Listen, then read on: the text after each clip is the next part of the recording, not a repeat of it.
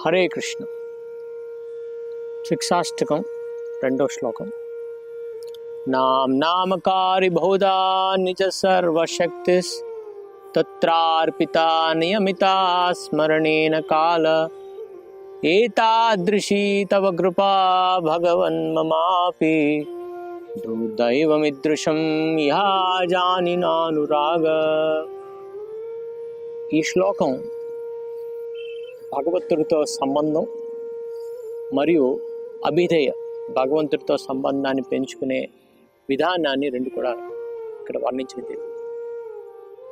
మనం భగవంతుడితో సంబంధం ఎందుకు పెంచుకోవాలి? మనం ఈ జగత్తులో శక్తి లేకుండా ఏమి చేయలేం. అది మన బాహ్య శక్తి అవ్వచ్చు, లేక ధనశక్తి అవ్వచ్చు, పేరు ప్రతిష్ట అవ్వచ్చు, ఏదైనా. కానీ భగవంతుడు ఇక్కడ చైతన్య మహాప్రభు అంటున్నారంటే ఈ నామంలో అన్ని శక్తులు ఇముడున్నాయి. నామకారి బహుదా నిజ సర్వశక్తి. బహుదా ఆ వాస్తవమైన శక్తులన్నీ ఈ నామంలోనే ఉన్నాయి అని శ్రీ చైతన్య మహాప్రభు తెలియజేస్తారు. కాబట్టి మనం ఇంకెక్కడ బయట వెతకనవలసి లేదు.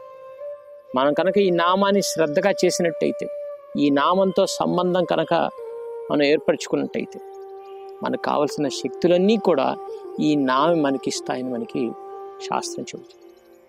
ఉదాహరణకి హనుమంతుడు మరియు ఇతర వానలంతా కూడా వారధి కట్టారు సముద్రం పైన వారధి కట్టడం అనేది అసంభవం.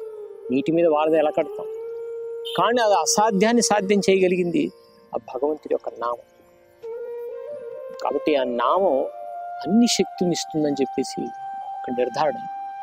అలాగే ప్రహ్లాదుడు భగవన్ నామం చేస్తూ స్మరిస్తూ ఎంతో శక్తిని పొందారు. వాళ్ళ తండ్రి గారు ఎంత బలవంతుడైనా ఆయన వాళ్ళ స్వయంగా పుత్రుడిని చంపాలని ఎన్ని ప్రయత్నాలు చేసినా అది అసంభవమైంది, చంపటం కాదు. ఎందుకంటే తను ఆ నామశక్తిని ఆశ్రయించారు కాబట్టి, స్మరిస్తున్నారు కాబట్టి. సో అది నామకారి బహుదా నిజ సర్వశక్తి తత్రార్పిత నియమిత స్మరణేన కాల. ఇంకా మనకి ఇక్కడ పద్ధతి బోధిస్తే అన్నారంటే, ఈ నామానికి అంత శక్తి ఉన్నప్పటికీ ఎప్పుడైనా ఎవరైనా ఎక్కడైనా చెయ్యవచ్చు ఈ నామాన్ని. దానికి నియమ నిబంధనలు ఏమి లేవు. కాబట్టి ఇది ఎవరైనా చేయొచ్చు. కులమత వర్ణ లేక ఇంకే భేదాలు లేకుండా ఎవరైనా ఈ నామాన్ని పఠించవచ్చు. మామూలుగా మంత్రాలు ఎవరంటే వాళ్ళకి ఉపదేశం ఇవ్వరు. కానీ చైతన్య మహాప్రభు ఈ నామాన్ని ఎన్నుకున్నారు, ఈ మంత్రాన్ని ఎన్నుకున్నారు, ఈ మహామంత్రాన్ని ఎన్నుకున్నారు. ఎందుకంటే ఏ నియమాలు లేకుండా అందరూ ఎప్పుడైనా చేయొచ్చు. కాబట్టి నామకారి బహుదా తత్రార్పిత నియమిత స్మరణేన కాల. స్మరణకి ఏమి కాల పరిమితులు ఏమి లేవు. అయితే ఇంకా ఇక్కడ చైతన్య మహాప్రభు తన భావాన్ని వ్యక్తపరుస్తున్నారు. ఏంటంటే, ఇన్ని సద్గుణాలు కలిగి ఉన్న నామంపై నాకు రుచి రావటం లేదు అయ్యో అని తలకొట్టుకుంటారు. తత్రార్పిత నియమిత స్మరణేన కాల ఏతాదృశీ తవ కృపా భగవన్ మమాపి. ఇది భగవంతుడి కృప. దుర్దైవం ఈదృశం ఇహజాని నానురాగ. ఇది భగవంతుడి యొక్క విశేష కృప.